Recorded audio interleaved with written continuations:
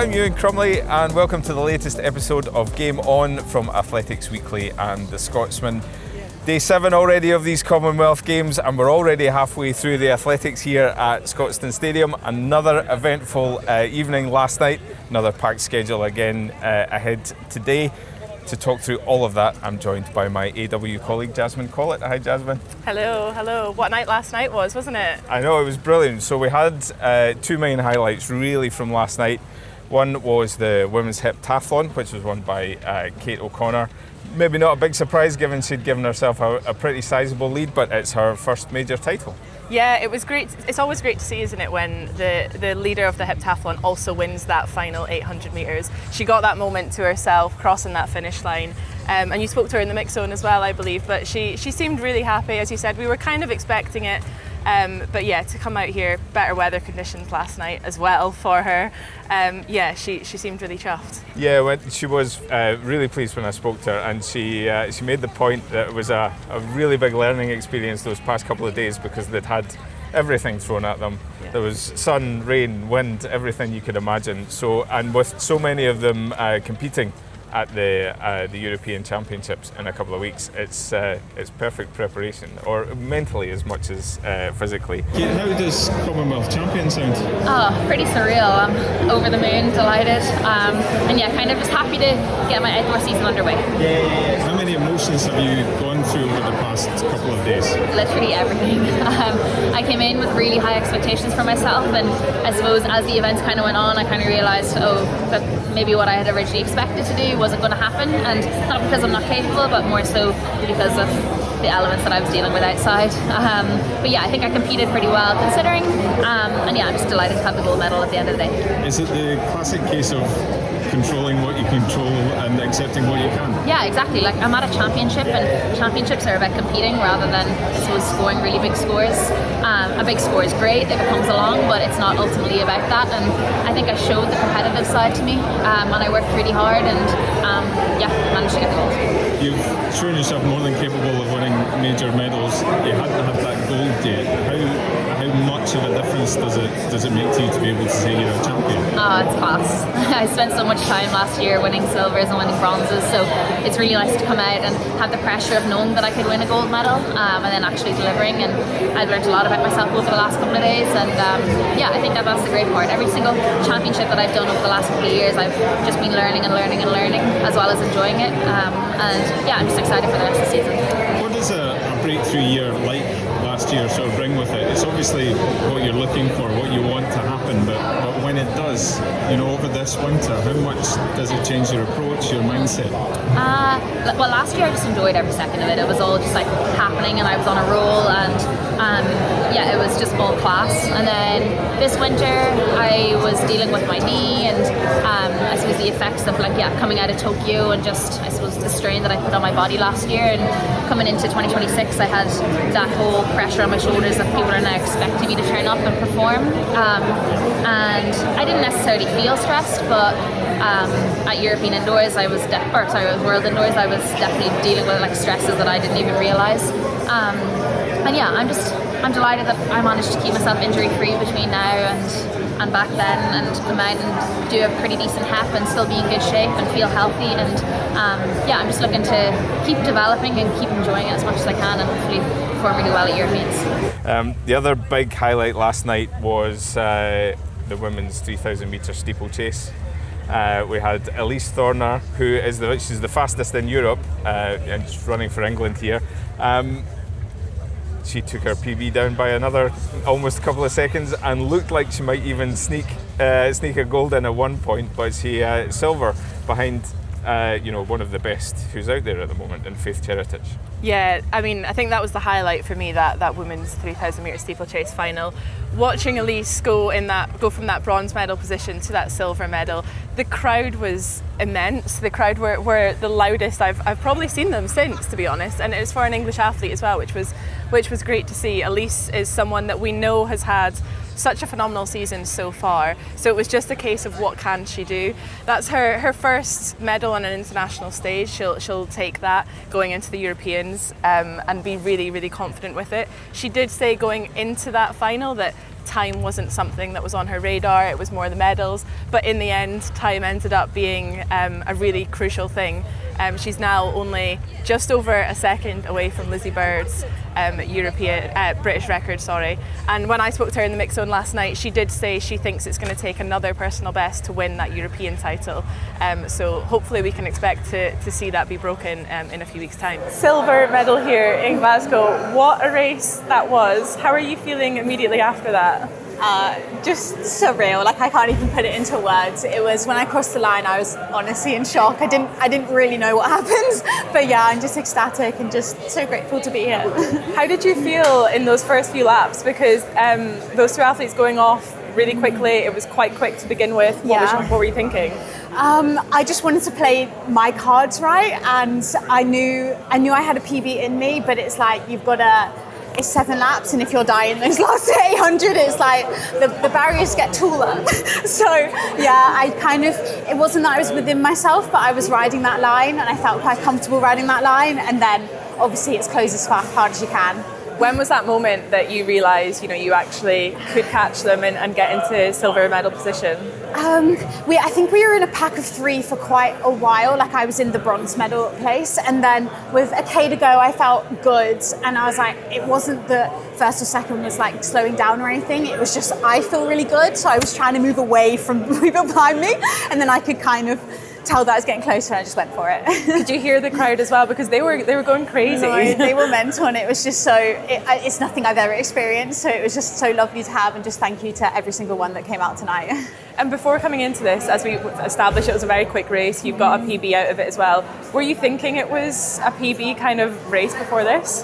Not really. It was just racing for position, and I knew it would take a PB to medal. I went in knowing that, but I didn't know how the race was going to play out. But I definitely, in the back of my mind, I went, I'm going to need a PB to medal. So it was definitely there. Was there a moment that there was one point, I think the crowd actually thought you might be able to catch the both of them rather than just one? Did you think that at all? They're so sweet. No, not really. Like, I was given everything I had, but I think gold was pretty there. But I'm just ecstatic with a medal, and it's my first one, and yeah, just so excited for the future. And you're really close to that British record now as well. We spoke before, and you didn't really have it in your sights yet because it's championship racing. Yeah. But does this put it a little bit more in sight for you? Yeah, I think again, Birmingham's going to need a PB to get a medal. So if I just keep going into every champs going, if I PB, I've got a great shot. And yeah, Birmingham's going to be so like a new challenge. It's going to be so exciting, and there's rounds. So yeah, just see how high we can finish, if I'm honest. I'm guessing this obviously is going to give you quite a bit of a boost going into those champs as well. Yeah, I'm just so excited. I came off of a training block, and it was just, it's always scary going into a training block because you've got 4 weeks of no racing, and it's just like, okay, this is like a new season in a way. So I was like, okay, we're just gonna remember what pain is in a different way of training. But I'm so excited, and bring on Birmingham. It's quite a quick turnaround as well. How are you going to process that? Celebrating here, winning this medal, and then suddenly you're straight back into a really strong race. Yeah, I think this is my first medal. I've got to take that and just be so proud of myself and my team for getting me here. But I'm going to sit with this for a few days, and then all eyes on Birmingham. Yeah, and you mentioned the crowd there. There were a couple of medals for the Scots fans to cheer last night. Stephen Mackenzie, long jump bronze. He's based in Ullapool. He went back home, so based himself back home there again, and it's paying off for him. He's finding consistency. He won the British title, broke the Scottish record with 8:15 in Birmingham. Last night, his first jump of the competition, I believe it was, 8 metres and 8 centimetres, which is a Scottish native record. So the furthest jump by a Scot in Scotland. It was. I also believe it was Scotland's first Commonwealth medal in the men's long jump event ever. So quite historic moment for the whole crowd. He seemed really chuffed. As you said, he's the British champion, so we did have eyes on him this year, but it was just again a case of what he could come out to do, and I think he really took advantage of that Scottish crowd last night. He was living it up with that Scottish flag around his neck, taking in that lap of honour as well, and it was very well deserved. And we have to mention Gail as well, Teja Gail, Jamaica's, who won that title. He's someone that is coming back actually into the international scene and on the top of that medal table. 2019 world champion, wasn't he? Yeah. So it's great to see him back on top of the podium as well. The other highlight we should mention from yesterday actually came in the morning heats of the men's mile. There was a healthy crowd here yesterday morning, which was great to see on a Wednesday morning, but they were there largely to see world record holder Josh Kerr in action, Jake Whiteman, also Cameron Myers of Australia, and the races have set up Saturday's final absolutely beautifully. Josh was playing to the crowd as he won his heat, Jake Whiteman safely through, Cam Myers looking dangerous as well. Yeah, you spoke to Josh after, didn't you? And I think he used the words, "It's going to be a war." Yes. Which quite frankly is. He is that mild world record holder, but that doesn't mean that he's got it in the bag. It's going to be such an exciting event. We know it's sold out with Jake and Josh, and then Cam Myers as well. Cam looked really, really strong in those heats as well, just ahead of Jake. It was nice for them to get a feel of Scotstoun as well. Jake and Josh would have raced here before when they were younger in their teenage years, so for them to come back out in front of that Scottish crowd is great. Sadly for Neil Gurley, it wasn't meant to be for him. He seemed quite emotional afterwards. He obviously wanted to come out here and perform in front of a Scottish crowd, but he just says something isn't quite clicking for him this season. But yeah, to have those two Scots in the final makes it a really exciting event on Saturday. This is what it's about, this is what Home Championship's about, bringing your best stars out here and getting them to battle for the top spots.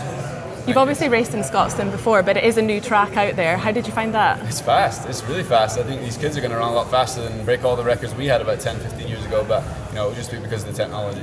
And being here in Scotland, you were training, I believe, at Grangemouth as well a few days ago. How was that, being back at a historic track like that for you? I know, everything's just getting rebuilt. It's pretty cool. Obviously, it was a little bit different when we were doing it, and very lucky to have these facilities. Going out there and running back on that track is very nostalgic. So I'm very proud to be here. Josh, how does a 1 mile heat compare to a world record? Very different. Yeah, very different.